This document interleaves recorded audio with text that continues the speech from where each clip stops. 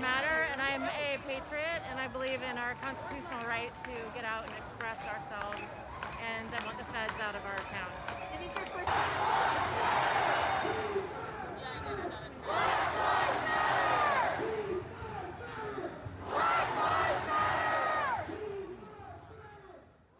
Greatest demonstration for freedom in the history of our nation.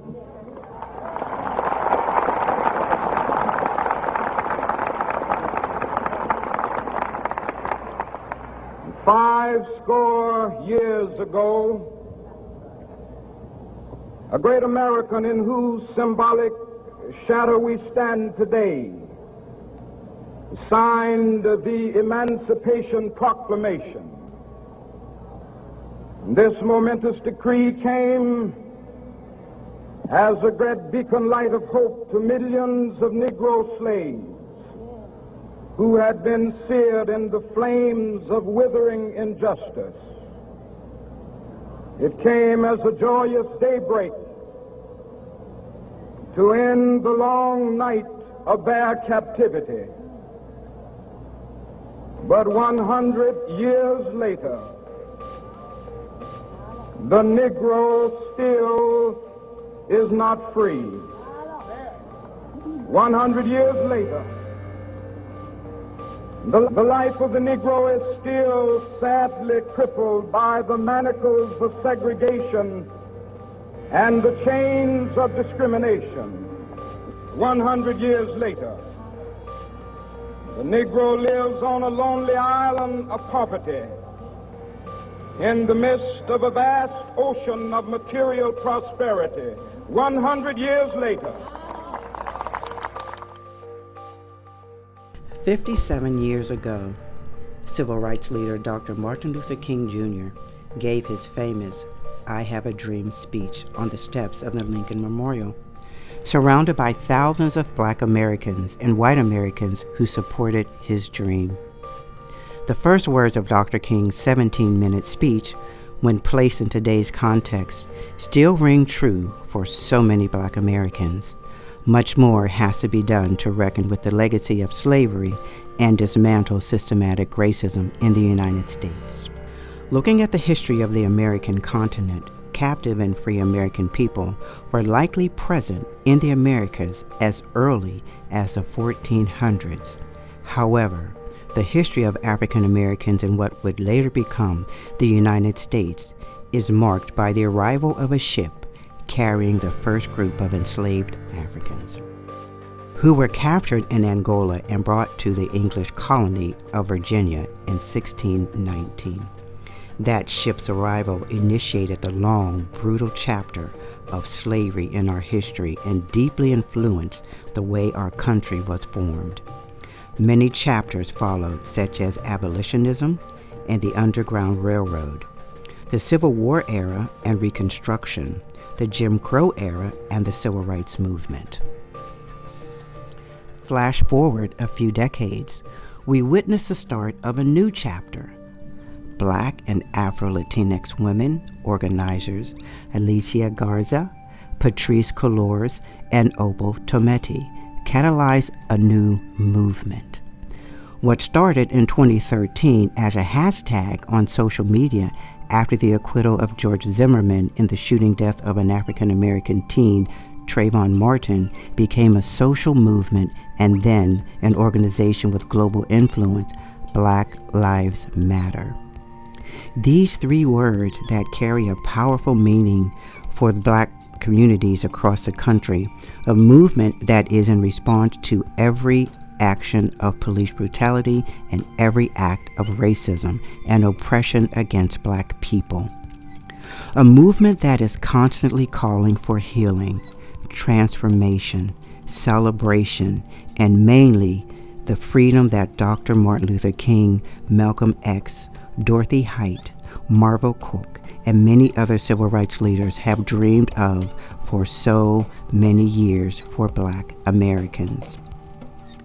A movement that, like the civil rights movement, grew bigger, crossed borders, and traveled overseas to meet the ideals of communities worldwide to fight racism. The Black Lives Matter movement affected more than just single communities in Jamaica.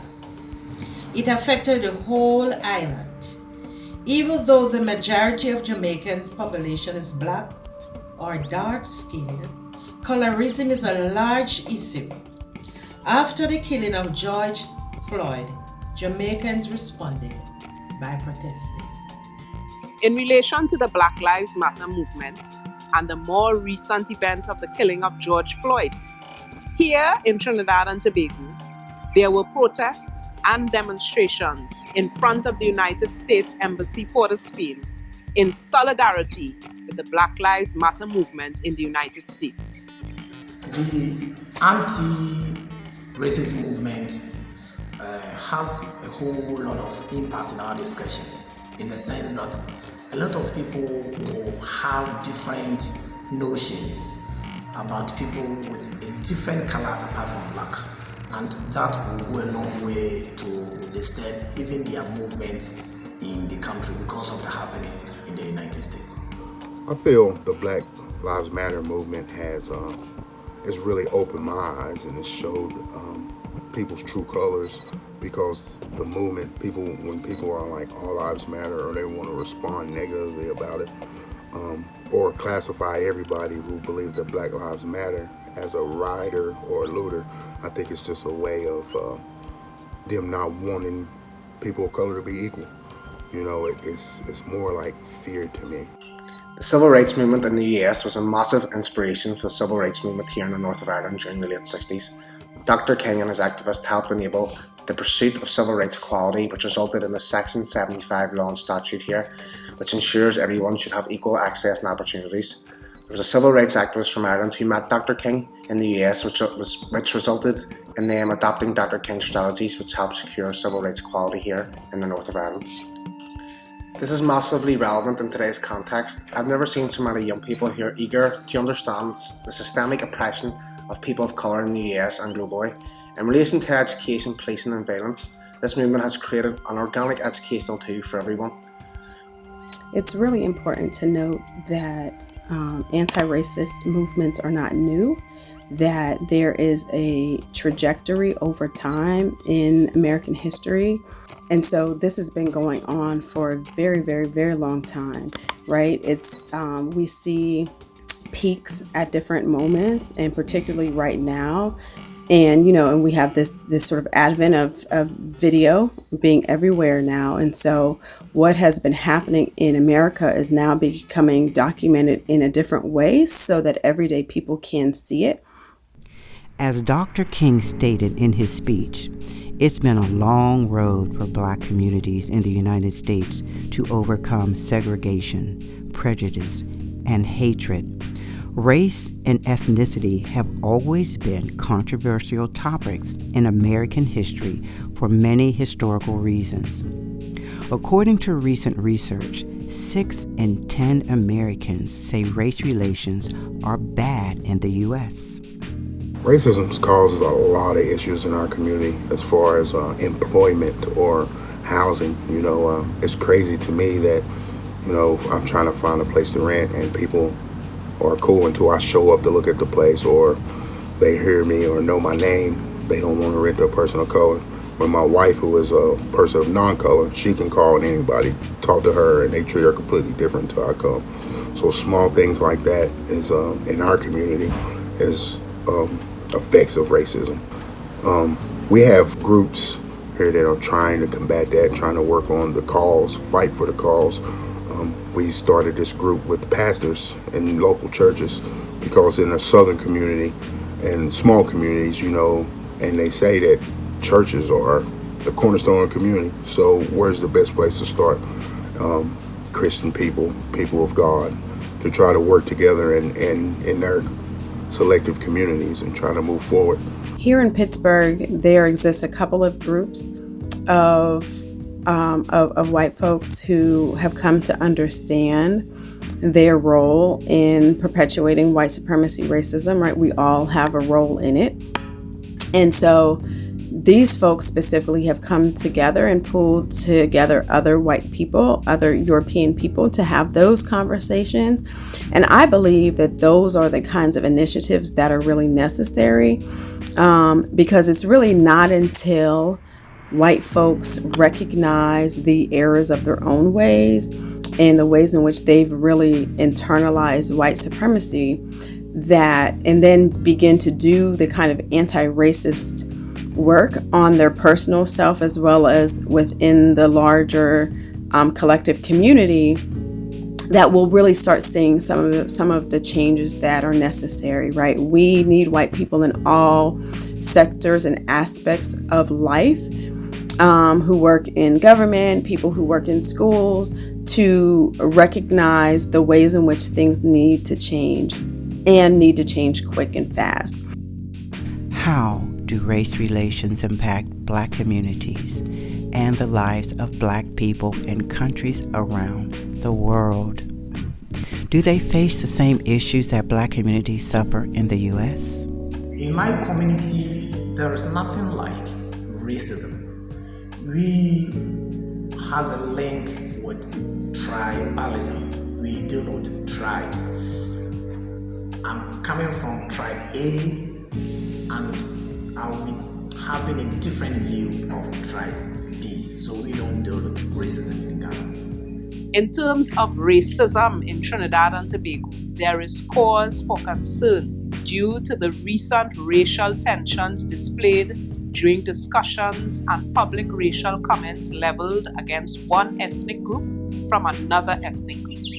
This resulted in a general public outcry of condemnation of such actions, and there are currently calls from prominent citizens for the development of a roadmap for the improvement of race relations in Trinidad and Tobago. There is no racism as such in the communities. What is in the community is classism. Those who have the money, they will try to dominate the community and dominate the people in the community. You know? But in our community in Petersfield and January, people are equal in the sense that we serve each other, we work with each other, we don't compete against each other. It is one big community. The benevolent society try to influence the community to look at social issues and to participate and to discuss social problems in an amicable fashion. Racism is an issue in our community. With a big influx of refugee families across the city, we have seen some increase in some racially motivated attacks on property and other types of abuse across the city. I feel this is unacceptable, and we are trying to provide more effective educational interventions for young people who get caught up in this stuff. We have asked our previous GSL participants to talk to these young people, engage in conversations with these young people around their experiences working in communities like the Hill District and developing empathy through service.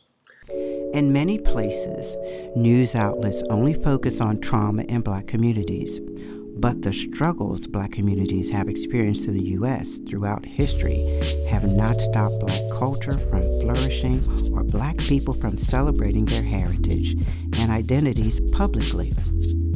Black communities worldwide celebrate their cultures in many different ways. Our Black culture is usually celebrated in several ways throughout our country, through cultural, historical, and religious events, such as the reenactment of our Cambule riots pre-carnival, the Orisha and Shango Baptist religious ceremonies, and the reenactment of the abolition of slavery on Emancipation Day. We celebrate Black culture. Independence, Black Culture Month, which is February, or weddings, funerals, even funerals, it is celebrated in a way, different form in our community. We have the various reggae artists who have come along and will put on various shows here in our community. These are some of the ways that we celebrate Black culture. For our Black culture or festivities, we have Pan-African Festival, Pan-Afest, and For last year, it happens to be the year of return in Ghana, and we had a whole lot of people trooping from all spheres of the world. We also have the Emancipation Day. So all these things are being influenced with the Black Lives Matters. I found it super helpful for me and in the development of my identity as a Black person and as a Black woman in America, to see myself as a part of the global majority. You know, growing up in America, you are constantly subjected to ideas and definitions of yourself that are very minimizing and that are very dehumanizing. It wasn't until I got older, or my late teens, actually in college, and met a lot of wonderful mentors who helped me to understand my own identity and helped me to understand that being African was to be celebrated and that there was nothing wrong or anything bad about that, right? Because all of the messages I had received overtly and covertly throughout my entire life had told me that Black was bad, African was bad. When I recognized that I needed to be African-centered, meaning that when I looked at the world, I needed to look at it through the eyes and the lens and the perspective historically of Black people, of African people. To be honest, in this community that in my county is like maybe 2% of people that are of color, there's not a lot of celebrated or anything like that with people of color. You know, the NAACP does a thing once a year, but as far as culture and celebrating our culture and being proud, most of it is not public. You know, we do some things in the house, you know, but as far as that, we really don't experience it a lot in our area. And that's sad because I think not taking away from another culture, everyone should be proud of who and what they are, but I think we should be proud and have events to show our culture and have celebrations.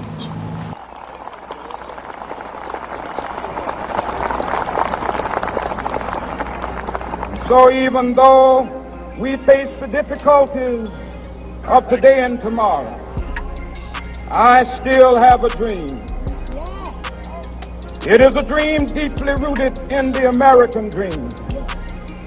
I have a dream that one day this nation will rise up, live out the true meaning of its creed. We hold these truths to be self-evident that all men are created equal. I dream about a world where myself and other Black people can see ourselves fully. My ideal community of people of color would be everyone helping each other, like one big family, doing whatever it takes to make one person successful. My dream is to see people of color be financially independent by owning thriving businesses. I dream about a world with equity in Black communities. Those communities are offered the very best opportunities in education, employment and health, and across the board. I'm dreaming of a day where Black, red, white, all of us will live in a community without any of us thinking of being superior or having authority over each other. We are talking of peace, we are talking of love, and we need to be together.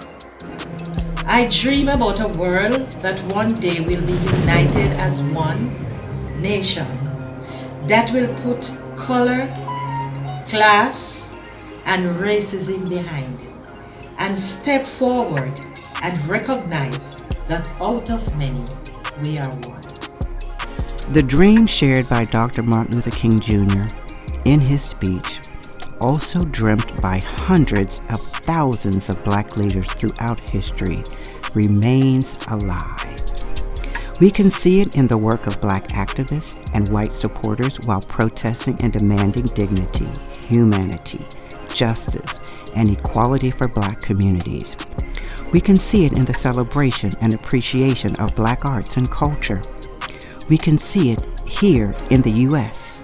and also around the world. In a speech at the National Democracy Forum in 2016, Elisa Garza reminded us that this movement was started by Black people, but needs everyone's participation, she says. Today's Black power is transforming democracy, but we can't do it alone. We need the best and the brightest thinkers, strategists, surveillance experts, tech geeks, and disruptors to utilize all the tools that we have available to us to build the world that we want to see. A world where Black lives matter, a world where all lives matter, a world where we can finally say that we dared to dream, we dared to struggle, and because we dared, we won. Thank you.